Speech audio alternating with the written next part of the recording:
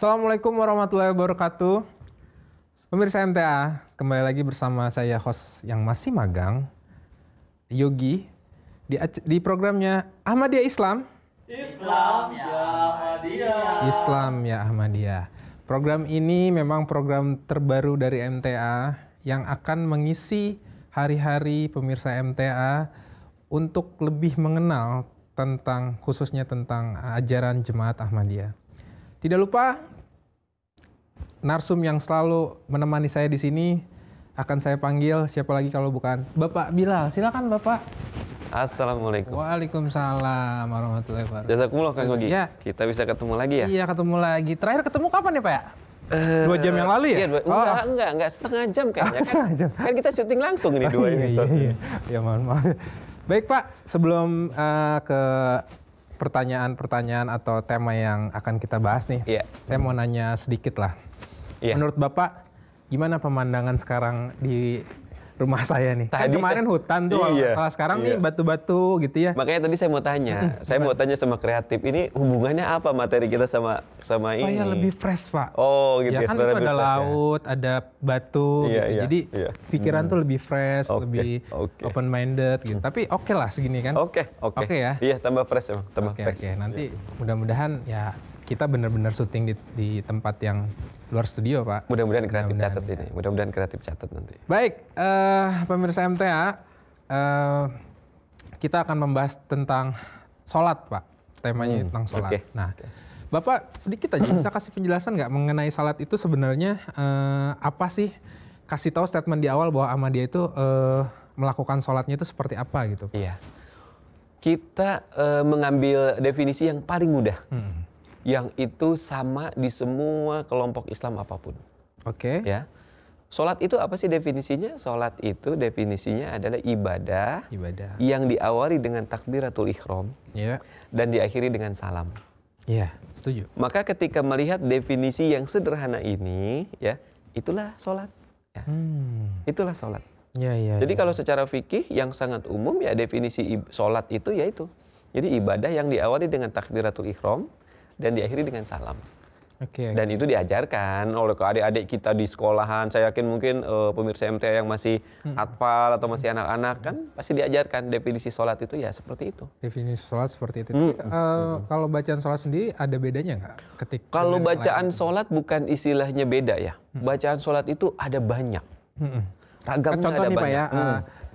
Saya masih menjadi pertanyaan nih ketika takbir pertama Allahu Akbar gitu. Allahu Akbar kabiruhan beli kasiro. Iya betul. Lain juga atau ada yang langsung Bismillahirrahmanirrahim. Gimana Pak? Jadi gini, bacaan takbiratul kita nyebutnya itu kan iftitah ya. Setelah takbiratul ihram kemudian bacaan iftitah.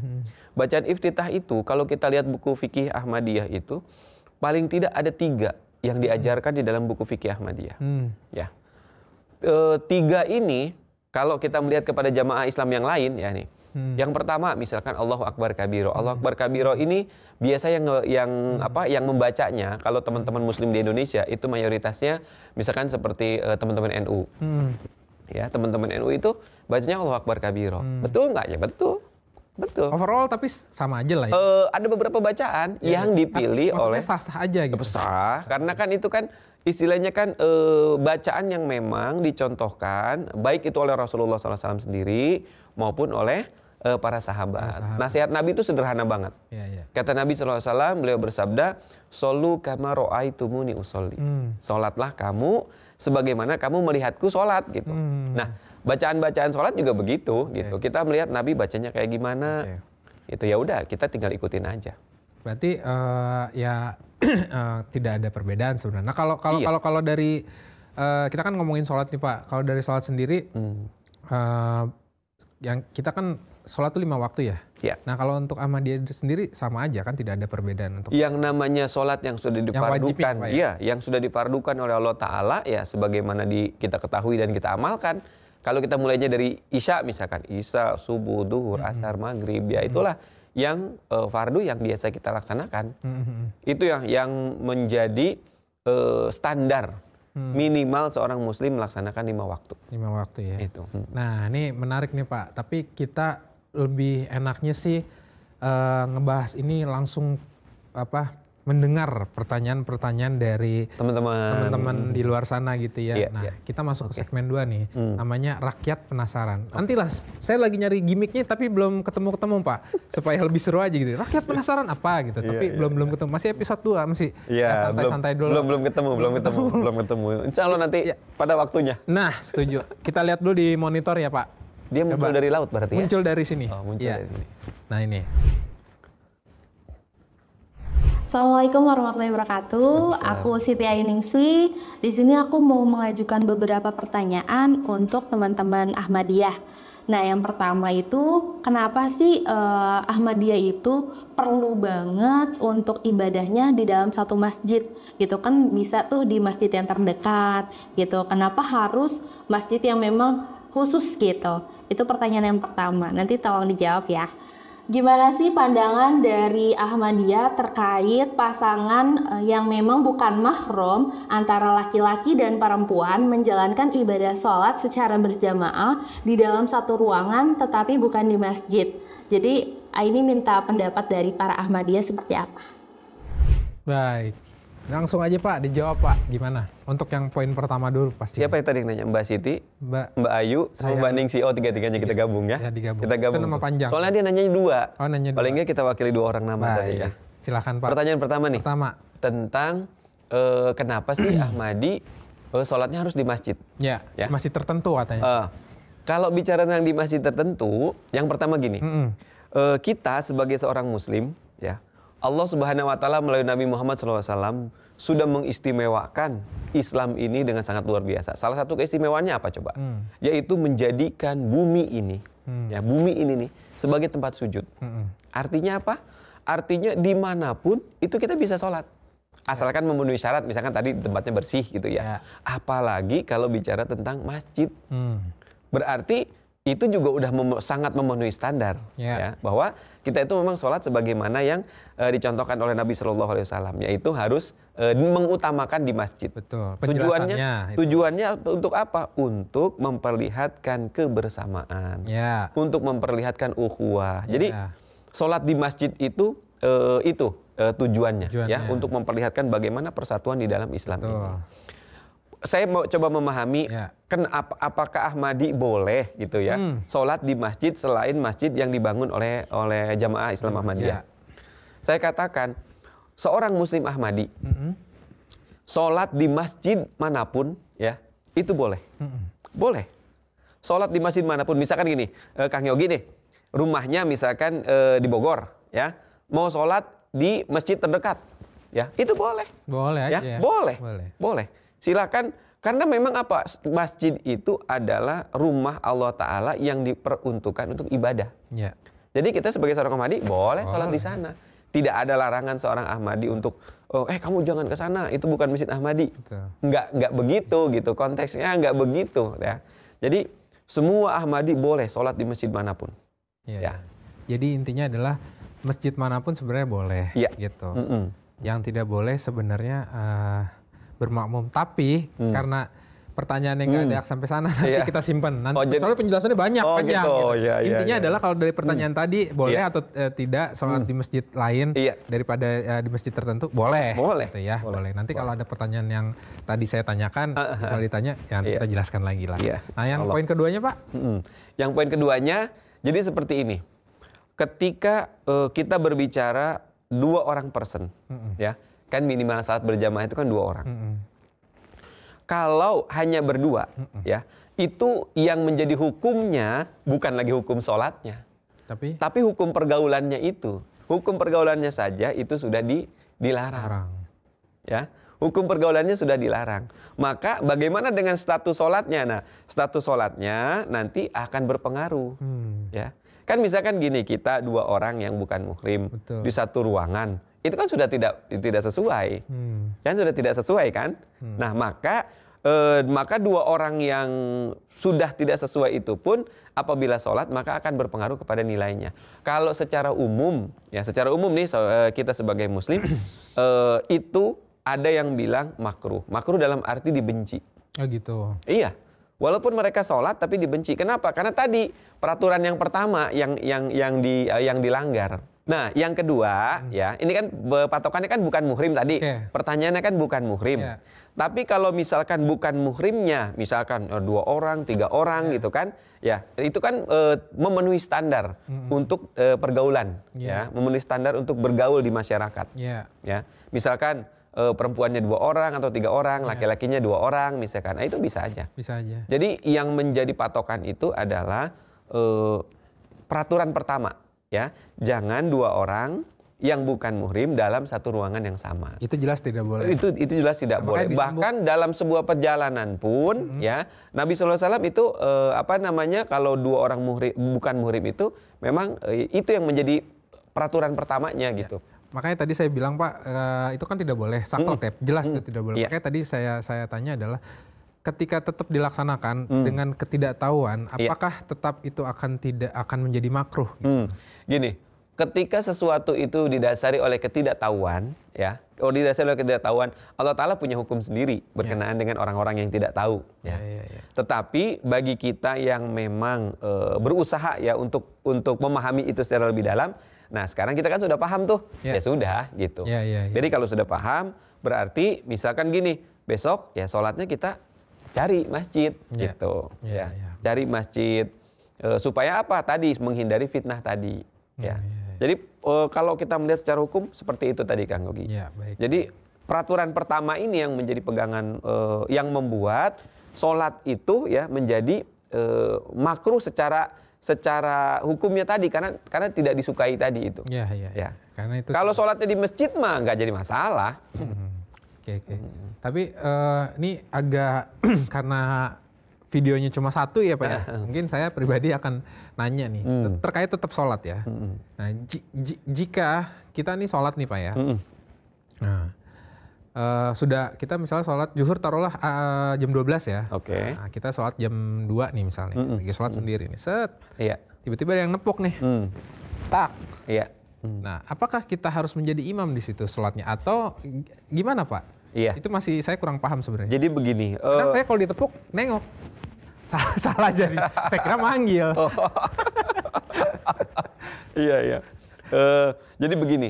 Memang ada pemahaman fikih ya, pemahaman fikih kalau terutama di saudara-saudara kita di luar yang ingin menegakkan praktek sholat berjamaah, yaitu dengan cara menepak pundak.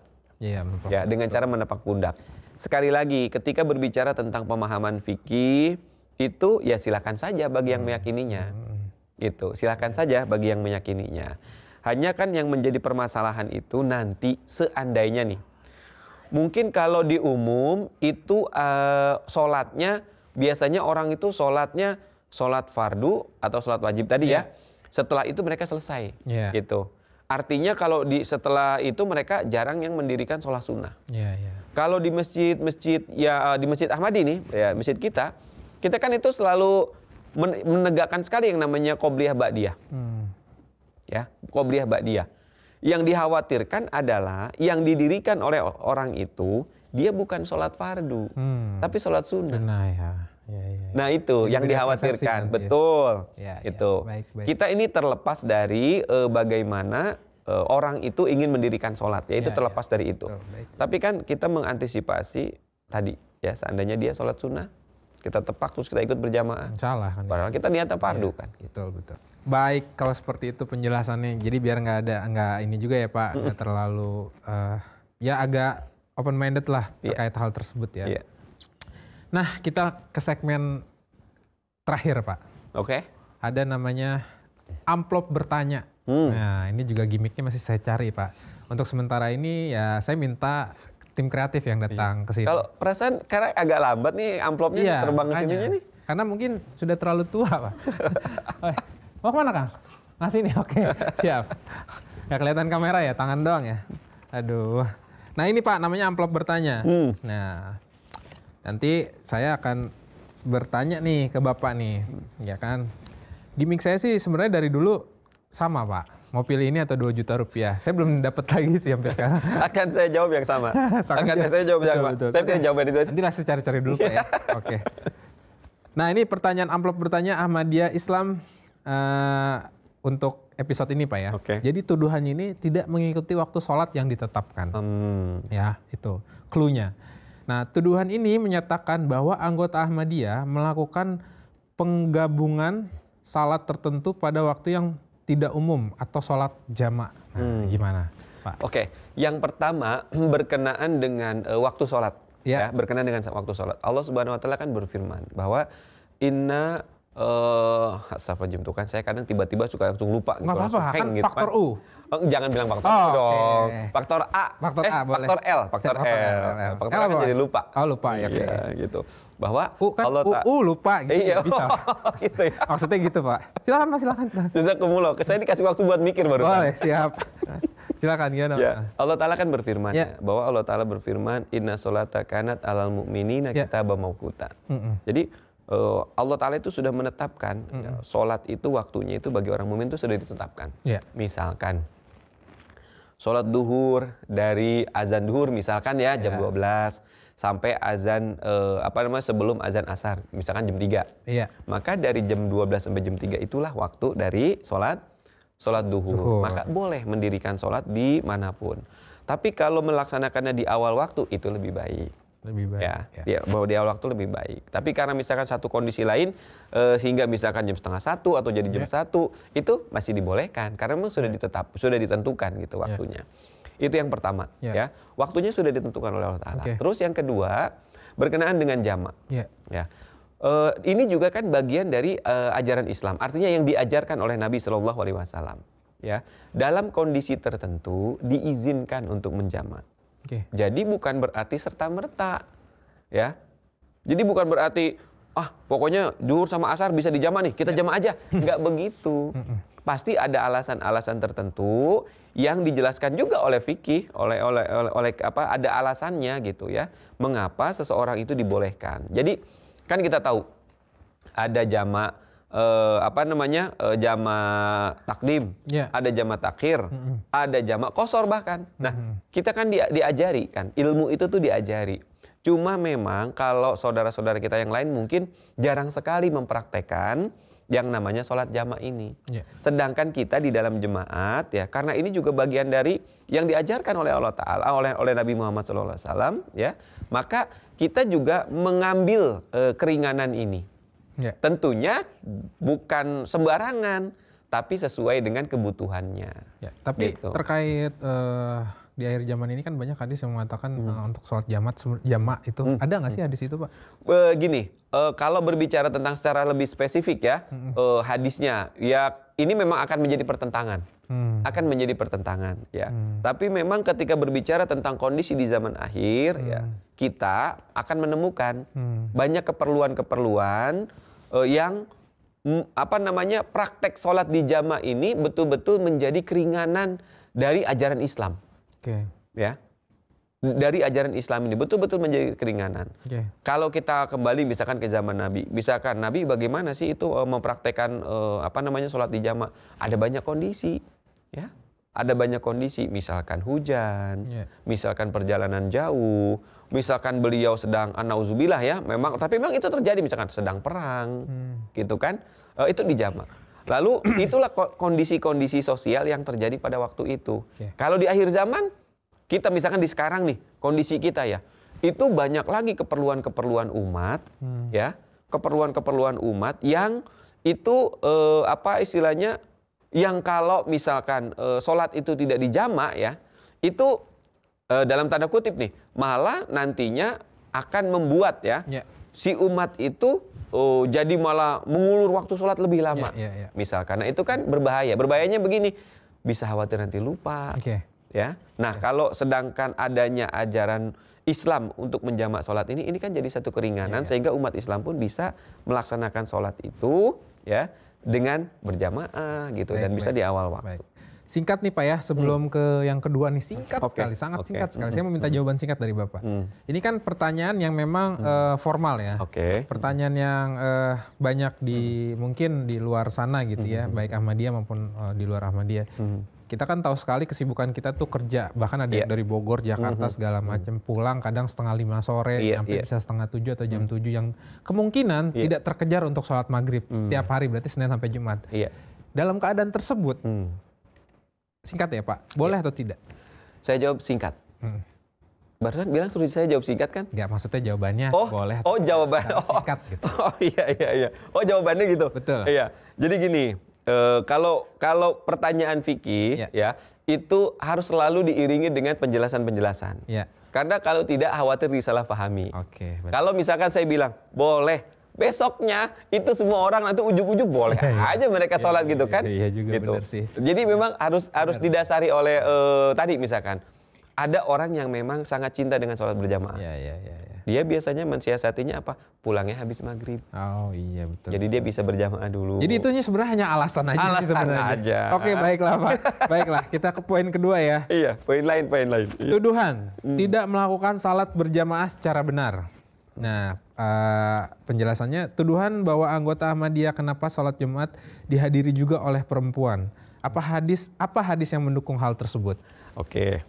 Gini. Iya, saya juga baru ini kalau di jemaat tuh ada jumatan perempuan. Bagus, ada. Nah, bagus. Jadi gini, teman-teman, terutama teman-teman anak muda ya, teman-teman muda nih, teman-teman muda harus pahami. Perintah Allah Subhanahu Wa Taala berkenaan dengan seruan mendirikan sholat Jumat. Allah Ta'ala yang pertama itu yang diseru adalah ya ayyuhalladzina amanu idza nudiya lis-shalah min yaumil jum'ah. Yang diseru siapa? Ya ayyuhalladzina amanu. Yang diseru orang-orang yang beriman. Ngerasa beriman nggak? Beriman dong Pak. Teh Mucai ngerasa beriman nggak? Beriman. Ketika seseorang nonton ya Pak. Oke terus Pak. Ketika merasa beriman, maka merasa terpanggil tidak? Iya. Oke, itu yang pertama. Oke. Yang kedua, ya, memang ada yang istilahnya? Ada yang menjadi kewajiban, ada yang dibolehkan. Nah ini, yang menjadi kewajiban itu siapa? Sholat Jumat ini, yang menjadi kewajiban ini adalah bagi laki-laki dewasa. Wajib itu ya. Itu wajib. Tapi ada kelompok yang disebut dibolehkan. Siapa di sini? Wanita. Tapi tidak wajib. Tidak wajib, tapi dibolehkan. Maka ketika dibolehkan, wanita boleh sholat Jumat. Tapi lebih baik mana, sholat Jumat atau sholat zuhur? Nah itu pertanyaannya. Ketika berbicara tentang lebih baik mana, semua sholat baik. Iya juga sih. Semua sholat baik. Betul. Kameramen ketawa dia, ngedenger penjelasan kita ketawa dia. Iya betul juga, semua sholat baik. Iya, semua sholat baik. Iya. Jadi yang pertama adalah yang disuruh adalah orang beriman. Iya. Ya. Nah, tapi posisinya dua. Satu, ada yang diwajibkan. Satu, ada yang dibolehkan. Oke. Yang dilarang, nggak ada yang dilarang. Orang sholat Jumat kok dilarang. Silahkan cari hukum fikih dimanapun. Ya. Apakah perempuan dilarang sholat Jumat?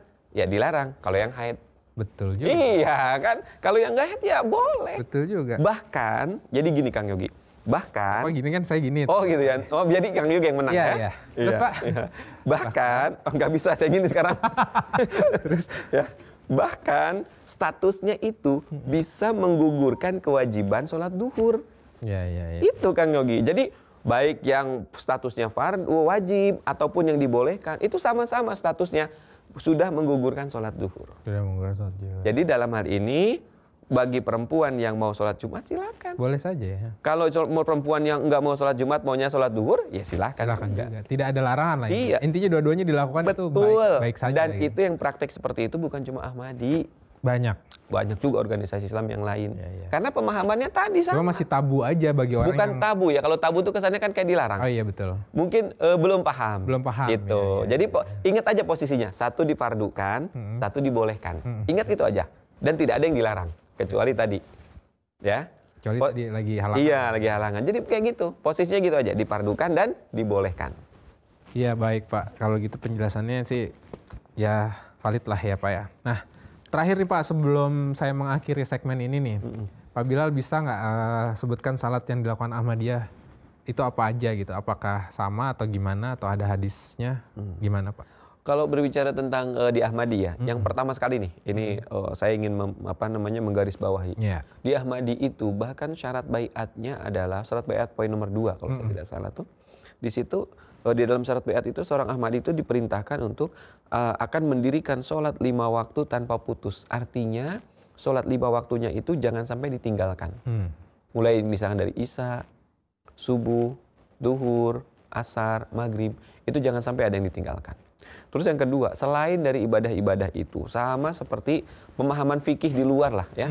Ada ba'diyah, qobliyah, kemudian ada lagi misalkan sholat duha, ada sholat tahajud, ya, ada berbagai macam sholat-sholat lain. Bahkan untuk poin sholat tahajud itu masuk dalam syarat baiat kita, ya, masuk dalam syarat baiat supaya akan berusaha mendirikan sholat tahajud. Ya, sampai seperti itu. Saking pentingnya ibadah sholat ini ya di dalam jamaah kita ini. Ya, tujuannya memang sekali lagi supaya kita sebagai seorang Muslim itu memiliki kedekatan dengan Allah Subhanahu Wa Taala. Luar biasa. Nah, saya gitu, masih Kang Yogi. tertegun dengan penjelasan Bapak. Kenapa? Karena saya tahajudnya masih belum bisa Iya. rutin, Pak. Di absen kalau gitu. Di Di absen itu gimana maksudnya, Pak? Iya, kan nanti kalau nggak hadir dihukum gitu. Oh.